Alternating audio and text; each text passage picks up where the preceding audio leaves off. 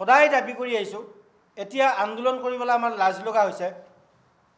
আন্দোলন কৰি কৰি কৰি এতিয়া আমাৰ বয়সো নাই আন্দোলন কৰাৰ কাৰণে, বা আমাৰ লাজো লগা হৈছে। গতিকে আমি সংবাদ মাধ্যমৰ যোগেদিয়ে মাননীয় মুখ্যমন্ত্ৰী মহোদয়ক কৈছোঁ বা জনাব বিচাৰিছোঁ, আহ্বান জনাইছোঁ যে আমাৰ এই অপাঠ্যক্ৰিত শিক্ষানুষ্ঠানত কৰ্মৰত শিক্ষক কৰ্মচাৰীখিনি বা শিক্ষানুষ্ঠানখিনিক এতিয়া তেখেতে কি কৰিব আৰু কিমান প্ৰলোভন দিব আমাক। এই 10টা বছৰ প্ৰলোভনেৰে পাৰ হ'ল, আলোচনাৰে পাৰ হ'ল, আমি কিন্তু আমাৰ কোনো কাৰ্যকৰী ব্যৱস্থা নহ'ল।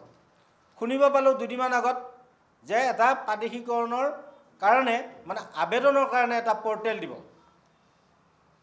মাননীয় শিক্ষামন্ত্ৰী মহোদয়ৰ লগত আলোচনা কৰিলোঁ।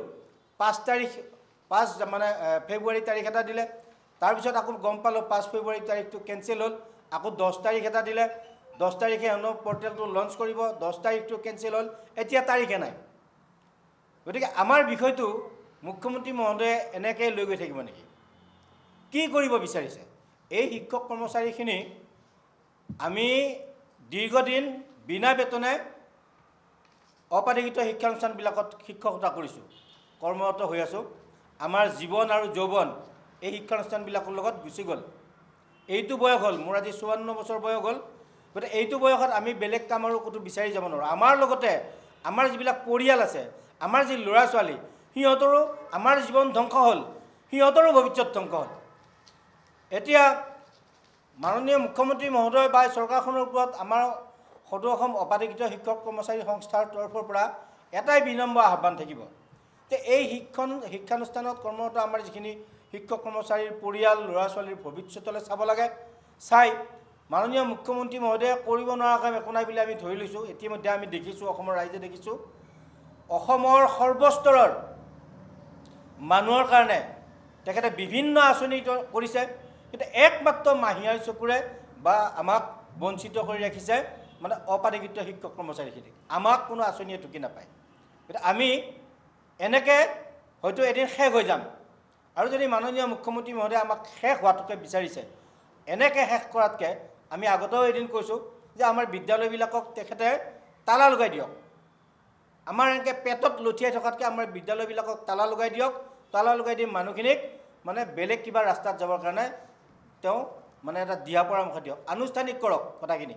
তেওঁ মনত কি ভাবি আছে, কিন্তু কৰি থকা কামখিনিৰ পৰা গম পাইছোঁ যে আমাৰ এই শিক্ষানুষ্ঠানখিনিত কৰ্মৰত শিক্ষক কৰ্মচাৰীখিনিৰ ওপৰত তেখেতৰ অকণমানো ভাল ভাৱ নাই। এই কথাটো আমি মানে আমাৰ এতিয়া সম্পূৰ্ণভাৱে আমি বুজি পাইছোঁ।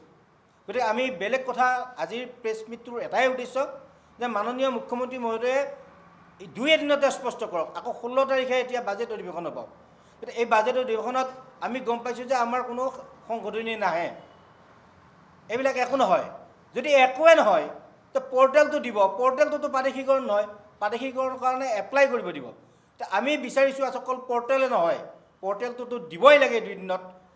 তাৰপিছত আমাক মুখ্যমন্ত্ৰী মহোদয়ে ক'ব লাগে যে কি কৰিব, আমাক এটা মানে স্থিতিত থৈ যাওক। এই 10 বছৰ হ'ল, এজন মানুহৰ কাৰণে কিন্তু আমি অপ্ৰিয় হ'লেও সত্য কথা ক'ব লাগিব, এজন মানুহৰ কাৰণে কিন্তু আমি খাব নাপাই লঘোণা আছোঁ। সেইজন মানুহ হ'ল মাননীয় বৰ্তমানৰ মুখ্যমন্ত্ৰী মাননীয় হিমন্ত বিশ্ব শৰ্মা মহোদয়। তেখেতে কংগ্ৰেছত থাকোঁতে 15 বছৰ শিক্ষামন্ত্ৰী হৈ আছিল। বিজেপিত আকৌ যেতিয়া আহিল, বিজেপিত আহি তেখেত শিক্ষামন্ত্ৰী প্লাছ বিত্তমন্ত্ৰী, তেতিয়াও তেখেতে কৰিব পাৰে, তেতিয়াও আমাক একো নকৰিলে। এতিয়া তেখেত স্বয়ং মুখ্যমন্ত্ৰী। তো মুখ্যমন্ত্ৰী হৈও তেওঁ 5 বছৰ আমাৰ কথা ভাবিবলৈ সময় নাপালে। গতিকে কেতিয়া কৰিব, কি কৰিব বিচাৰিছে আমাক আমি বহুদিন কৈছোঁ যে আমাক এনেকৈ তিলকৈ মাৰি পেলোৱাতকৈ আমাক একেবাৰে মাৰি পেলাওক, এবাৰতে মাৰি পেলাওক। আমাৰ এইটোৱে আহ্বান। আন্দোলন আমি নকৰোঁ, আন্দোলন কৰিবৰ কাৰণে লাজ লগা হৈছে আজিৰ তাৰিখত। আজি নতুনকৈ উঠি অহা যিটো নতুন প্ৰজন্ম, এই প্ৰজন্মটোৱেও আন্দোলন সমৰ্থন নকৰে। আৰু লাজ লগা কথা এইটো আন্দোলনটো, যে এই বৰ্তমান এই যুগত ইমান এইটো আধুনিক যুগত যদি আমি শিক্ষকে আহি এই ৰাস্তাত আন্দোলন কৰিবলগীয়া এটা পৰিৱেশ হয় দৰমহা নোপোৱাৰ কাৰণে, এই কথাটোৱে মই ভাবোঁ মাননীয় মুখ্যমন্ত্ৰী মহোদয়ে লাজ পাব লাগে, শিক্ষামন্ত্ৰী মহোদয়ে লাজ পাব লাগে। আৰু এই বৰ্তমান যিখন মুখ্যমন্ত্ৰী মহোদয়ৰ নেতৃত্বাধীন যিখন চৰকাৰ, এই চৰকাৰখনেও আচলতে লাজ পাব লাগে।